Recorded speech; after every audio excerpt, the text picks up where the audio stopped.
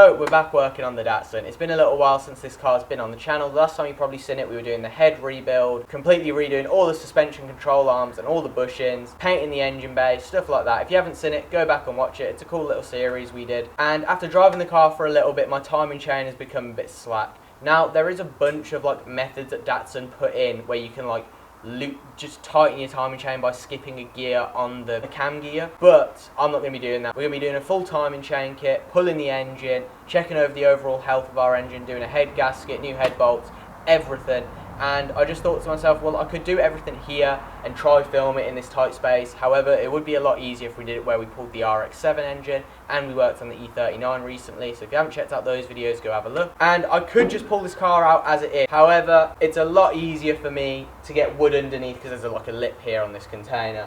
If I just strip the front end. So I'm going to strip the front end right now, and in the UK it's currently extremely hot, so I only have a few hours every single day at the end of the day. So today I'm going to strip the front end, get the car out, get it moved. Tomorrow we'll disconnect everything inside the engine bay, pull the engine, get that out and on a stand. Oh, we also have a clutch to do, so we're going to be doing the clutch on it. And I think I've waffled enough, so let's just get cracked on, strip the front end of this car, get it moved over there, and get ready to strip the engine. I'm going to move my amazing traffic cone bin out of the way. I actually love this bin, it's so useful. And it actually holds a whole load of stuff. I don't really show this car enough love, man. I've kind of neglected it over the past few months, mainly because I've been focused on the rotary turbo swap for the MX-5, but finally we're working on it, getting it back to its former glory, and I think I'm going to really enjoy it because I know how to take this car apart and put it back together like pretty much in one day, so it shouldn't be that hard, and it's just going to be nice to work on.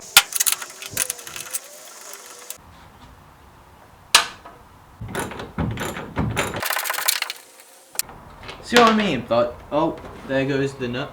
There's not really a lot of space in here. Now, I know you can't really see a lot because everything that I'm doing is below here, but I'm just getting out these bolts and oh my god, it's so hot. It's like 40 degrees. I don't know what that is in like American weather, but in the UK that's fucking boiling.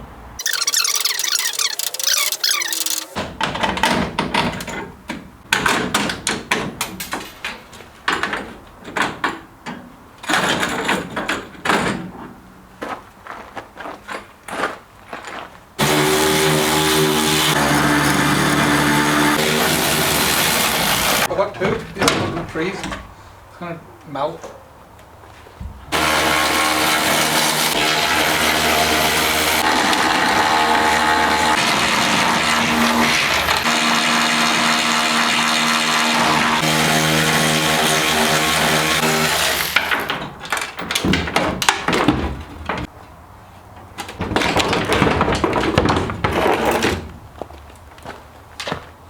Okay, so that is the front end fully stripped down. Now we only have 15 more minutes left of sunlight, which is a shame, but I'm gonna have a quick tidy up. Then tomorrow we'll get the car moved over there where the E39 is. We can start stripping the engine, which should only take an hour, get it on the engine stand, break down the engine, do the timing chain kit, put it all back together, put it back in the car, and then we can start razzing this thing about again.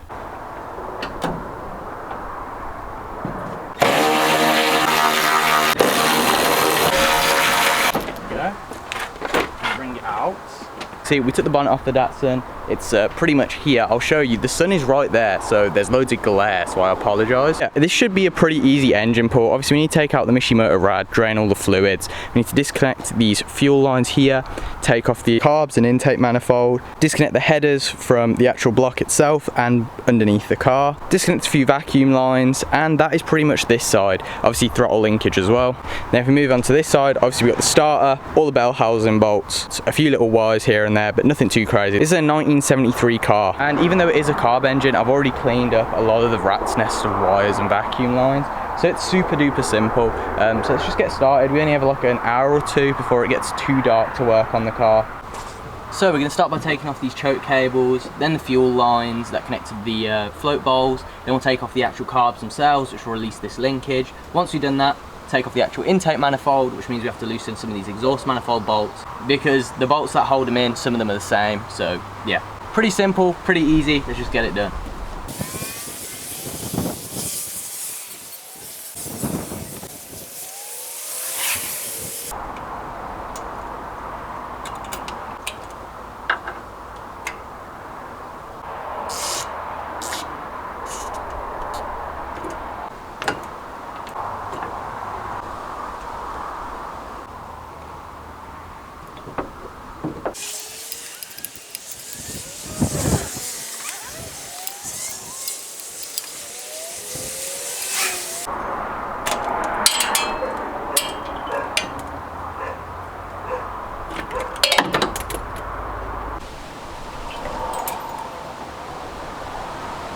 So that's both carbs off, as you can see. I think I spent more time looking for the bolts that fell off. I think one's actually trapped in the exhaust manifold. I don't know if it's gonna let me focus if you can see it. I'll put an arrow on the screen of where it is.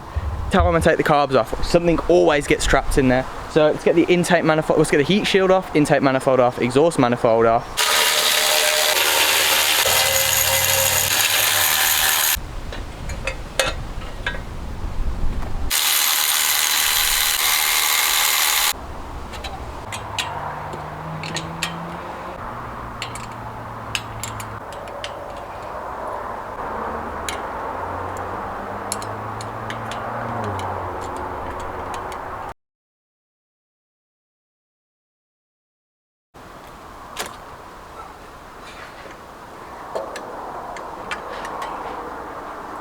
So that is the intake manifold off, the carbs off, and this is what I mean by they have these weird sandwich bolts. So they have these like washer things that are quite big.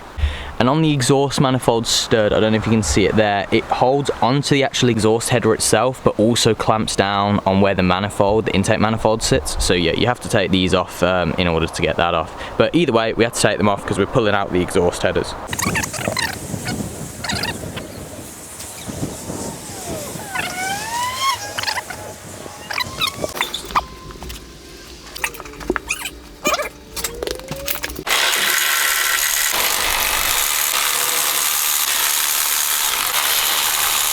Now I'm going to struggle for 5 minutes trying to get it out because I'm not even going to explain it. So you think the manifold would end here, wouldn't you? But no.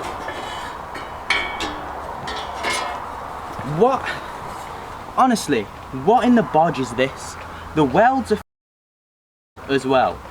Oh, I'm just, long story short, I'm gonna get all new headers and then have to weld or make my own one of these. It is pretty nuts though, and you go to a reputable company that are supposed to be good at like fabricating and custom work. They literally make custom work that go to like SEMA, Roll Hard, you know, all these like big name events, and then you drop off your car to them, they make it run like it breaks down within the first 5 minutes of driving it, and then this is like the weld quality. And so this is why I work on my own cars, because you can never trust anyone, even if they say, oh yeah, we're really good, this, that. Anyway, I'm going on a rant.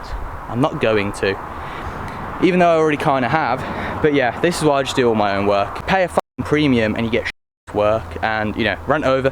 Let's just carry on working on the car. Extremely glad that we painted everything black, the engine bay, the bonnet itself with a cool little design on it, and the block, because it just looks so much cleaner, especially with like the colour of the car and the interior being all black as well. I think next what we need to do, disconnect the radiator, drain all the fluid out of that. Oh, that was as soon as I, holy sh, oh my god, it's just pissing everywhere. Go in the bucket. Well, that was unsuccessful. I like the way it just went whee all the way over there. Luckily it was coolant and not oil, so yeah. When I did the RX-7, all the transmission fluid just went on the block pavers and it stained them. So I apologise, Dad, if you are watching this. But luckily that was just coolant, so it's okay. So now the coolant's out, let's pull out the radiator. I'm just going to disconnect the hoses from, like, obviously one hose on that side, I'm going to disconnect the clamp, but then this hose here, I'm just going to disconnect the thermostat and pull the whole thermostat with it.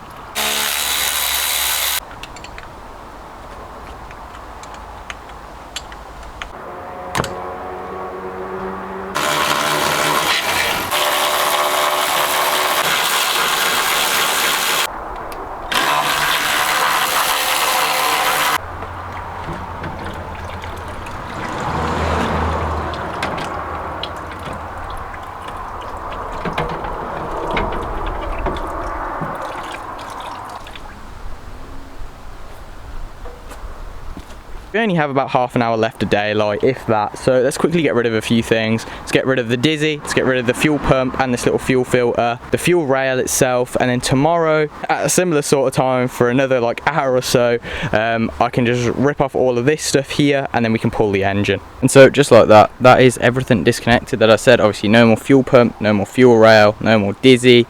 I also just disconnected the fan. I didn't take off the fan clutch. I want to take off the fan clutch, so I can just worry about that tomorrow. I'm not too stressed. But yeah, there you go. That is pretty much everything disconnected on this side. There is literally nothing on this side stopping the engine from coming out other than the bell housing bolts and the engine mount itself. That pretty much just leaves on this side starter motor, that one wire there, and the alternator, and then we can rip this thing out. Oh, those two hoses there that you can see I'm pointing to. Other than that, this engine is pretty much ready to come out. The sun is gone now, so we've got like 15 minutes until it fully goes dark. So have a quick tidy up, and I'll see you tomorrow when we finish off this side and then we pull the actual engine. Okay, so it's a new day. It's not actually that hot today. I think it's like 32 degrees, not 40, so it's workable because we're in the shade. So, continuing where we left off, we're going to take off everything to do with the starter motor and the starter motor itself. This oil pressure sensor, probably that oil filter as well because I have a new one. We're also going to disconnect the alternator, take out the alternator itself, which means we can take off this fan clutch as well. Gives us that little bit of extra room to maneuver the engine forwards before taking it out. So let's just get it done.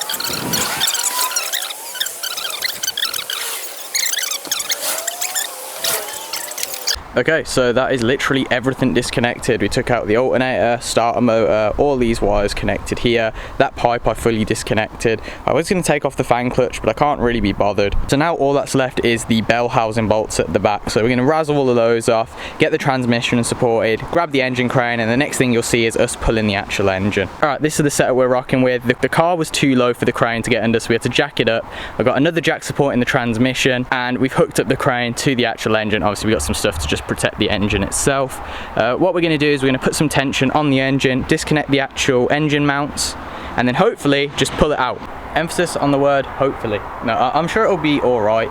So they were some famous last words. Everything that kind of could go wrong did go wrong. I ended up trying to pull the engine, and it was super seized on there with some dowels that like hold the engine to the transmission. I ended up getting it out, but then the transmission would not come off. Like the actual engine itself, it didn't matter what angle I put it in. Lifted the engine, lifted the gearbox, lowered the engine, lowered the, you know what I mean, I tried everything, didn't come out. So I was just like, I'm gonna pull the whole transmission. And then the cherry on top of all this is I'm filming the whole time, and it's a huge time lapse, but I just like speed up the clip just as I disconnected everything and I was pulling the engine and transmission together. You see me pull it halfway out, and then it just cuts off. My camera actually ran out of storage space. It didn't die, it just ran out of storage on the SD card, and I didn't realise.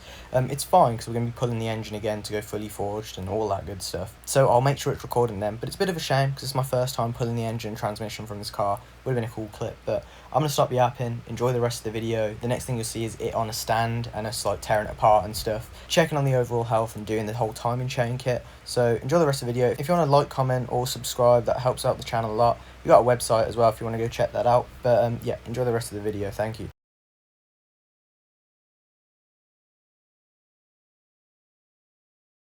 Alright, so after all that hassle, the camera dying at the key moment where we were pulling the engine, the engine is finally on the stand. I did get it on the stand off camera just because it's super simple, just putting some bolts in, putting it on the stand, pretty simple. I will show you though everything we did pull, like the engine, gearbox, all the bits over there, and I think we're going to end the video after that just because I was going to tear down the whole engine, do the timing chain and everything all in one video. This video is quite long as it is, so I think we're going to make it into a couple parts. The next episode will be tearing down this engine, checking the health on it, doing the timing chain, some other little bits to it, and then we'll do another episode putting it back in the car, getting it running, and hopefully the Datsun will be back on the road better than it has ever been. But yeah, I really appreciate you guys watching. If you want, leave a like and a comment or just drop a subscribe. It really helps the channel out. Let's go through the engine and all the bits that we've pulled off. It's really hot in this container. Obviously this is like a sauna, and I could have just opened this door, but it lets in loads of light. So the beautiful engine itself. Now this is a E88 head, I believe, if you can see there.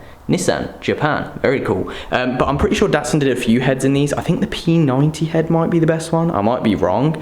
So I might look for one of those heads just because they flow better. And there's some other thing, I'm not too sure off the top of my head, but we might get a new head for this engine. For now, we'll keep this stock one, but in the future, we might look for a new one when we get fully forged and like triple Webers and stuff like that. But yeah, overall, this engine's super clean. I mean, we did like paint it all black, and for it being in the car whilst we painted it, it turned out really good. Obviously, we can pull off everything, strip it down, have a proper look at it, but overall, it's pretty cool. Just a big straight six. First straight six on this engine stand as well, to be fair. We've only ever had 4 cylinders on it, and it fits the straight six perfect. I don't see why it wouldn't, but yeah, obviously we took out the dizzy and stuff like that, but overall this engine's very cool. Just a big straight six, ready to be stripped down. Now obviously we've got a clutch, flywheel, flex plate over there, radiator, thermostat, gearbox and tail shaft, and all of that good stuff. And then we got a big box of carbs, stuff like that. On the right over here, exhaust manifold, bumpers, grille.